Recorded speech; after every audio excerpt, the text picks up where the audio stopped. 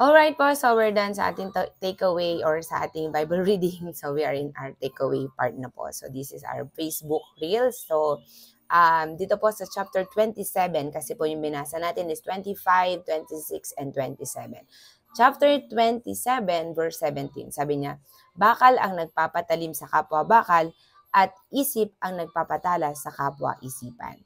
So again po, God made us interdependent. So we are independent and also interdependent. Why? Because sometimes we need, not sometimes, many times we need other people too. So that we understand they contribute to our lives, we contribute to their lives. So kailangan po makita po natin talaga na we need to choose who will be with us, and also we need to share and contribute to those people because wisdom produces more wisdom. That's why they understand this. Sharing is caring. So when we share, we are not only sharing for them, we are also sharing our contribution to them. At alam niyo po anong kagandahan nun? Pag nag-share ka,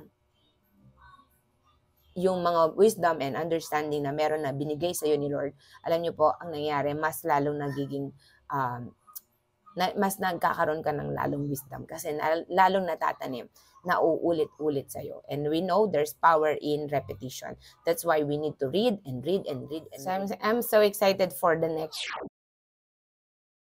year po na Bible reading time po natin. So I pray also na makapag-live din po ako or makagawa ng Bible reading sa YouTube. So I have a YouTube channel, Jeremy Salcedo po. Doon pinupost ko po yung mga takeaway po natin doon. So that's it for today. God bless po, and let's be a blessing and inspiration to many. God bless po.